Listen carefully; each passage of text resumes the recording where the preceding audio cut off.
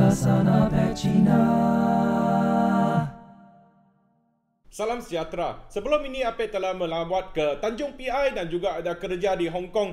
Mana tahu nak balik hotel tersekat dengan protes. Sekarang APEC berada di Hong Kong dan belakang berlakunya protes beramai-ramai terhadap kerajaan mereka. Ini bukan APEC sengaja nak buat video itu. Tersekat tu buat sajalah kan. Nanya dahsyat. Sampai sekarang lah baru boleh buat update ulasan APEC Cina. Mohon maaf.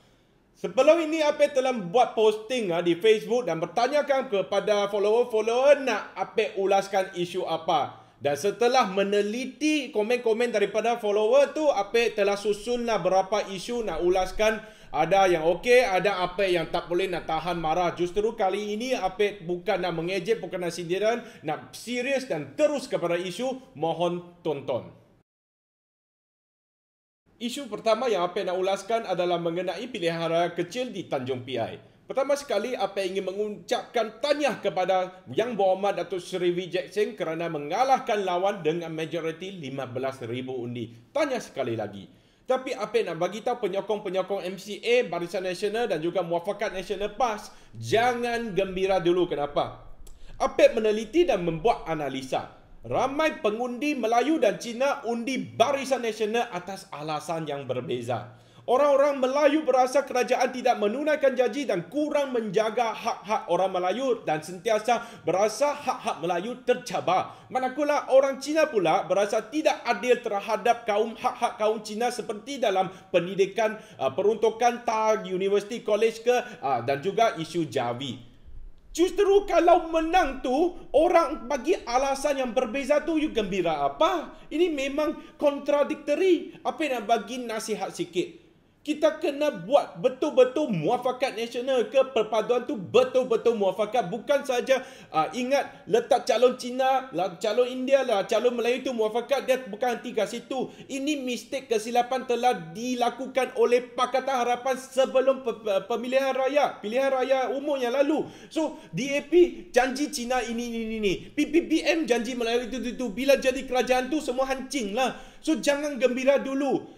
APEC rasa yang ada niat muafakat tu kalau dari segi perspektif Cina lah PAS lagi muafakat. Kenapa? Ramai kawan-kawan PAS bila jumpa APEC dia soalan tanya lebih kurang macam ni. APEC boleh cerita tak? Macam mana nak mendapat hati orang Cina? Macam mana boleh menawan orang Cina punya undi? Tapi kawan-kawan daripada UMNO dia selalu tanya, APEC, kenapa you orang Cina macam ni? Kenapa orang Cina tak tahu menghargai ini, itu. Dari segi cara tanya itu, APEC rasa PAS tu lagi lemah lembut, lagi berunsurkan muafakat daripada cara kawan UMNO. Bukan semua macam ni lah, tetapi ini adalah experience peribadi. Justru nasihat APEC kepada muafakat nasional ni, UMNO ke, MCA ke, PAS ke, masing-masing ambil satu step ke belakang, satu langkah ke belakang. Bukan saja Cina ke belakang, bukan saja Melayu ke belakang, semua India ke semua satu step ke belakang. Jangan kita ekstrim sangat dalam isu-isu agama, isu-isu kaum, isu-isu syawanis, pendidikan. Masing-masing you tak boleh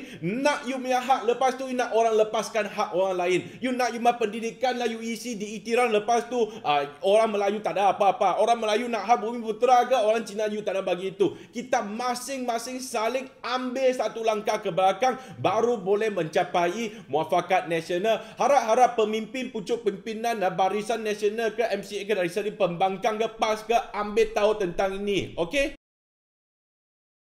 Setelah meneliti komen-komen daripada follower, ramai nak minta APEC untuk ulaskan isu berkenaan dengan nafas.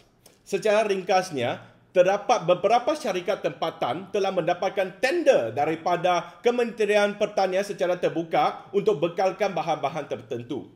Namun setelah itu, Kementerian Pertanian telah batalkan tender-tender tersebut. Dan Menteri Pertanian pada 7 November bulan ni menulis pucuk surat kepada Yang Amat Berhormat Tun Dr. Mahathir untuk meminta bahawa tender diberikan kepada nafas secara rundingan terus tiada tender terbuka. Dan jumlah tender ini adalah sebanyak 1.4 bilion ringgit. Ini secara ringkaslah. So, ulasan APEC. Sebelum pilihan raya umum, Tun Dr. Mahathir pernah naik ke pentas dan menjanjikan satu benda, semua orang tepuk tangan. Beliau berkata, tiada lagi rundingan terus. Dan 5, menghapuskan amalan runding terus direct nego untuk semua kontrak kerajaan. Semua akan diberikan secara tender terbuka. Bukan saya nak khawatir sama ada nafas sudah dapat ini tender ke belum, tetapi bila menteri tulis surat tu niat apa? Dulu korang yang tuduh BM macam-macam bagi rundingan teruslah ni tu itu. Sekarang you tulis surat nak bagi rundingan terus tu niat apa? Niat engkar janji, memungkir janji kepada rakyat. Ada juga menteri kata ini adalah untuk menjaga hak-hak bumi putera lah. Syarikat yang dapat tender dulu tu syarikat Cina macam-macam lah. No problem. Nak jaga hak bumi putera, no problem at all. You dalam itu tender terbuka letak satu syarat. Hanya syarikat bumi putera boleh menyertai tender ini, cukup wak. Kenapa nak bagi rundingan terus? Ini tidak boleh justify tau. Dan lepas tu apa buat sedikit penyelidikan, kebanyakan daripada jemaah pengarah nafas tu lantikan politik. Kan dulu ada kata tiada lagi lantikan politik dalam GLC. Kenapa ada lantikan politik dalam nafas? Dan orang kata dulu rundingan terus bagi kroni dan sekarang bagi GLC. You jangan bodohkan rakyat dulu. You 1.1 bilion biar rundingan terus masuk nafas GLC. Okey, tetapi siapa yang anak-anak syarikat dapat? Itu you semua nak buka tender. Semua nak tender terbuka ke you bagi orang sokong kamu? Itu waktu perpuluhan bilion bagi nafas no problem dari segi kroni, tetapi dari nafas ke orang kecil-kecil, syarikat kecil tu you boleh jamin lah. Kenapa tak bagi tender terbuka kepada syarikat-syarikat bumi putera yang tanpa ada pertalian dengan politik? Dulu kamu yang janji, sekarang kamu nak ikut jalan Barisan Nasional tu. Artinya Barisan Nasional tak buat salah, you kutuk dulu buat apa? Bagi balik kerajaan kepada Barisan Nasional secukup kan? Isu yang seterusnya adalah berkenaan dengan Abu Mayat Chin Peng yang telah diseluduk ke Malaysia secara senyap-senyap dan ditabur di tempat lahirnya di Perak, dan ada juga orang tanya apa masalah. Pertama sekali Apek tak boleh nak faham kenapa semua orang nak kaitkan Cina seperti Apek dengan komunis, Parti Komunis Malaya. Komunis tidak boleh bagi penjagaan. Komunis tidak bagi memiliki tanah. Komunis tidak bagi beragama. Ni tiga benda orang Cina di Malaysia mana boleh buat. Orang Cina bukan mau beli tanah. Orang Cina bukan nak buat niaga. Orang Cina bukan nak pergi tokong sembahyang ni sembahyang tu. Kenapa nak kaitkan orang Cina di Malaysia dengan komunis? Orang Cina di komunis sekarang langsung tidak boleh bersetuju dengan ideologi komunisme lah.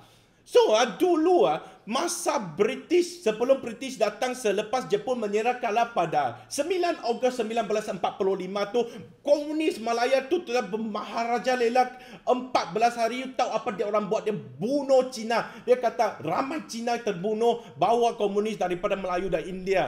Sebab dia kata orang Cina ada yang bersubahat dengan tentera Jepun. Orang Cina sudah hidup susah masa zalim, Jepun punya zalim. You mau kata dia subahat lagi, lepas tu you bunuh, bukan ada bicara, you bunuh macam itu saja, potong dia dengan kepala. Ini rakyat Malaysia tau. Ini walaupun dia keturunan Cina, dia pun kena mengalami kezaliman Parti Komunis Malaya. Orang sekarang Cina, budak-budak kecil tak tahu mengagung-agungkan dia. Ingat dia pejuang untuk kemerdekaan. Okey, ini ada satu argument. Ada orang cakap PKM ni, Chin Peng ni pejuang kemerdekaan untuk tanah air. Okey, sebelum kemerdekaan boleh argue lagi lah. Tapi selepas kemerdekaan, you nak lawan siapa? You lawan dulu yang Maha Mulia Seri Paduka yang di-Pertuan Agong. You lawan rakyat Malaysia. You lawan kerajaan yang dilantik secara demokrasi. Apa perjuangan ini? Ada juga orang kata, Jepun juga zalim lah. Apa nak cakap lah. Sekarang apa pakai kereta pun jenama Jepun. Sekarang kerajaan pun minta bom, samurai bom. Jepun banyak bantu Malaysia dalam teknologi, dalam isu bom, semua ni. Dia buat silap. Bukan kata tidak sudah ampun kat dia lah. Tetapi dia ada kebaikan juga. Sekarang apa yang nak tanya? Nyatakan satu perkara baik yang Parti Komunis Malaya atau Chin Peng telah buat baik untuk Malaysia. Cakap satu. Kalau satu Apek tampak muka sendiri. Cakap ada satu kata. British menjajah pun dia bina kita punya jalan kereta api. Dia buat telegraf punya telegram punya kerangkaian telegram semua. Tidak ada pembinaan. Apakah? Nyatakan satu saja. Sebenarnya kalau Abu Mayat Jinping nak datang balik Malaysia, apa sokong juga. Tapi bukan macam ini. Kita letak dia dalam satu kotak besi. Kita letak pergi tunggu negara itu, kaki prajurit kita pijak. Pijak itulah. Itu apa setuju kalau bawa Abu Mayat Jinping datang balik ke Malaysia. Dan juga ada orang kata Hatnyai Accord Agreement, ramai yang ke PKM yang telah letakkan senjata tu boleh memohon untuk balik ke tanah air. Ini lain cerita lah. Masa itu kita nak keamanan. Bila kita nak keamanan tu, kita buat satu deal lah dengan PKM. Kata kalau you letak senjata, you menyerah, kalau you menyerahkan diri tu, kita ampunkan you saja. Sebab kita nak keamanan. Tapi pernah Jinping rasa kesal dah. Yang bunuh rakyat Malaysia, yang bunuh tentera Malaysia. Tak ada. Dalam buku dia, My Side of Story, dia tak kesal. Dia kata dalam pertempuran tu banyak orang akan mati. Dia tak rasa kesal. Apa kita nak ampun dia? Apa nak kita dia Abu Mayat datang ke Malaysia? Bagi dia bersemadi dengan aman. Apa rasa, apa minta mohon nak agar dia bersemadi dengan tidak aman sekali lah. Mereka yang ada orang baca buku sikit dia ingat ramai orang tak baca buku. Dia ambil itu, dia kata pergilah baca buku. Kalau baca buku, kamu akan rasa sepanas Apek sekarang. Apek saja nak cakap macam itulah. Baca buku sebelum anda komen. Dan Okey, sekarang Apek nak cakap serius tentang kereta terbang ataupun super drone ini. Dulu kata tak guna duit rakyat untuk buat. Okey. Tapi PAC sudah menggesan bahawa ada duit masuk syarikat. Okey, menteri kata ini duit bukan untuk kereta terbang. Menteri usahawan kata duit itu untuk kereta jenama nasional ketiga. Lepas itu Aerodyne punya CEO kata, ya duit itu masuk 20 juta ringgit masuk, tetapi bukan untuk kereta terbang, tetapi untuk perkembangan industri drone ke apakah. So sekarang siapa yang bagi fake news? Kita punya YB Linkisan selalu kata lawan fake news. Sekarang Menteri Kewangan yang bagi fake news kata tak guna duit rakyat untuk kereta terbang ke. Sekarang Menteri Usahawan yang cakap duit itu tak masuk syarikat untuk kereta terbang tapi masuk untuk kereta jenama negara ketiga yang buat fake news ke. Ataupun CEO ni Aerodyne ni yang kata duit itu sebenarnya masuk tapi bukan untuk kereta terbang tetapi untuk benda lain lah, drone-nya ni. Okay lah, put this aside lah. Jangan cakap fake news ke tak fake news lah. Please lah. Ahli-ahli politik Pakatan Harapan kerajaan sekarang lah. Rakyat lah. Please put rakyat in your heart. No one, tak ada orang nak kereta terbang sini. You kata kereta terbang pun 1 juta ringgit. Berapa orang boleh beli 1 juta ringgit punya kereta terbang? You buat untuk apa? Kalau syarikat yang buat sendiri tu, apa saya you mau claim kredit dia? Bagi dia buat lah. Kenapa you mau pergi test lah? Kata kerajaan support lah apa-apa. Bagi dia. Lagipun ni kereta super drone ni, negara lain pun sudah ada. You bukan first yang invent. You bukan mencipta. You ambil hak cipta orang, you kata you sendiri punya. Apa you nak buat sekarang? Baik ambil you punya masa ke, you punya duit kalau ada lah. Kalau tak ada duit tak apa. Ada masa ke apa, you tumpu perhatian atas rakyat lah. You punya kos kehidupan sudah naik. You punya petrol sudah naik. Apa cakap serius lah. Jangan main-main dengan rakyat lagi lah. It's fun. It's memang fun untuk buat sindiran, ejekan. Bukan saja apa yang sindir dan ejek. Perdana Menteri pun beberapa kali sudah sindir dan ejek kereta terbang. Masih degil nak buat lagi tu. Apa pasal? Jangan jadikan Malaysia satu bahan ketawaan orang lain. Okey, apa merayulah kepada kerajaan ya. Isu terakhir apa nak ulaskan adalah berkenaan dengan ponteng parlimen. Dan kali ini apa nak pukul sama rata. Tak kira kamu wakil rakyat dari Pakatan Harapan ke Barisan Nasional ke PAS ke apa, pukul sama rata.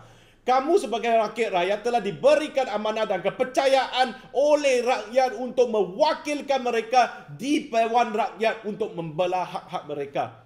Kalau kamu ponteng, artinya kamu telah betray the trust of the people. Janganlah bagi alasan sejuk. Kalau sejuk, pakai lagi kot. Kalaulah letih tu, jangan kata letih. Ramai lagi orang beratur untuk mendapatkan jawatan anda ni untuk membela rakyat. Jangan bagi alasan yang bukan-bukan. Apa nak bagi tahu ni, ramai orang mungkin tak tahu. Parlimen bukan sidang tiap-tiap hari tahu. Lawan Dewan Rakyat, dia sekali bersidang 3 kali saja untuk 1 tahun. Dan sekali sebulan setengah, 2 bulan maksimal. Itu sahaja. Kalau lepas tu you nak pergi buat politik, benda pergi buatlah. You letih apa? Masa sidang parlimen, ini prioriti keutamaan anda sebagai wakil rakyat. Kamu bukan saja dapat kepercayaan, kamu dapat gaji juga puluh-puluh ribu tu. Gaji tu supaya kamu jangan letih sangat. Boleh pergi makan apa yang boleh makan. Lepas tu menjalankan tanggungjawab sebagai wakil rakyat di parlimen. Parlimen tak cukup selesa ke? Apa pernah pergi parlimen banyak kali tu? Selesa sangat. Jangan bagi alasan macam-macam. Kalau kita mau tengok, YB Pontian tu dia memang rajin pergi parlimen. YB Ayah Hitam juga tiap-tiap hari pergi parlimen tengok surat khabar pun tahu. YB Pekan, Datuk Seri Najib kadang-kadang tak boleh masuk parlimen sebab dia ada kena menghadap di mahkamah. Itu ada alasan yang munasabah. Yang menteri-menteri ada kerja tu boleh dipaham. Tetapi you kena pergi parlimen untuk menjalankan tugas sebagai ahli parlimen juga. Kadang-kadang apa rasa ramai orang mungkin tak suka YB Jelutong sebab dia selalu mencabar. Tapi dia pergi parlimen tiap-tiap hari. Sekurang-kurangnya dia berada di parlimen, di Dewan Rakyat. Kalau bukan macam mana dia boleh kacau orang lain. Macam mana pun ahli Dewan Rakyat ni di rayu lah. Pergilah parlimen. Kalau tak mau apapun, duduk sana, dengar apa orang cakap sudah cukup. Duduk dalam dewan, bukan pergi kafeteria tepi itu. Okey?